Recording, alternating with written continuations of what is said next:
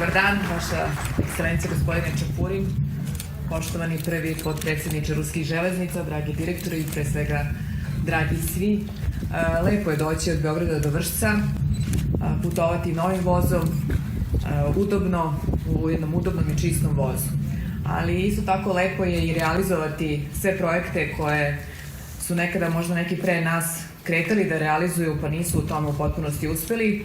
Mi evo uspevamo, 4 voza su ovde, 2 voza će ići od Beograda do Vršca, po jedan će ići Zrenjanin Kikinda i drugi će ići od Zrenjanina do Beograda.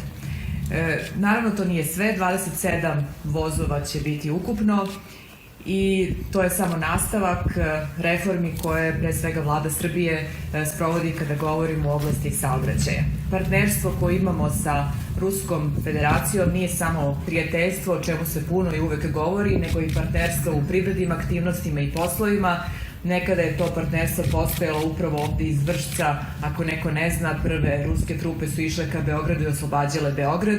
Danas je naše partnerstvo drugačije, ekonomsko i privredno. Danas realizujemo mnoge projekte, pre svega u saobraćaju, odnosno u transportu, i ono što jeste cilj naše vlade jeste da imamo zaista moderne, modernizovane, rehabilitovane pruge, da se ne zastidimo i da želimo da se vozimo vozovima, a ono što je naš zadatak kada govorimo o Železnici Srbije, o vladi Srbije, jeste da stanične zgrade budu čiste, da vozovi budu održavani i da pre svega dolaze i odlaze na vreme.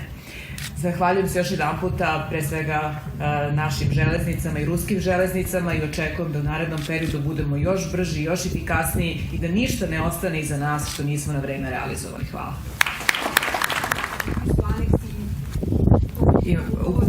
Ukupno 5 aneksa. Vi ste u pravu. Ruski kredit je uzet pre dosta godina. Poslednje 2 godine je počela praktično realizacija na samim prugama i u vozovima samog ruskog kredita. 5 aneksa postoji, oni se potpisuju, a podrazumevaju u stvari rehabilitaciju pruga na koridoru 10 na severu i na jugu po 3 pruge, kao i rehabilitaciju i rekonstrukciju pruge Beograd-Bar. Završeni su projekti oko pruge Beograd-Bar, ona počinje sa svojom rekonstrukcijom, to smo i obeležili. Radi se naravno i drugi kolosek kod Pančeva. Rok kada je uziman kredit pretpostavljao je da će kredit biti završen sa realizacijom 2017. godine.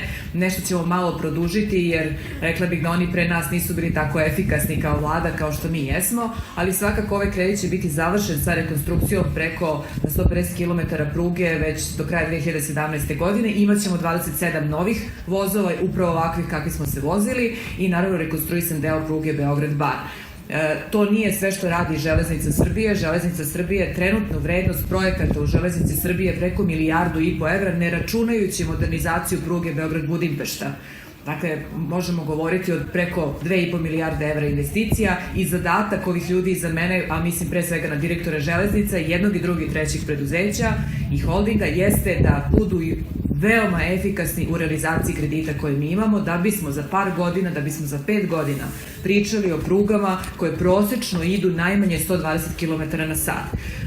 Mi ne možemo još uvek da se poredimo sa evropskim prugama, zato što je prosečna brzina pruga u Srbiji oko 45 km, bez obzira što smo sada išli 100 km na sat, ako ste imali prilike da vidite, ali mi moramo da uradimo sve da prosek, dakle vožnje bude, da prosečna brzina bude 120 km na sat.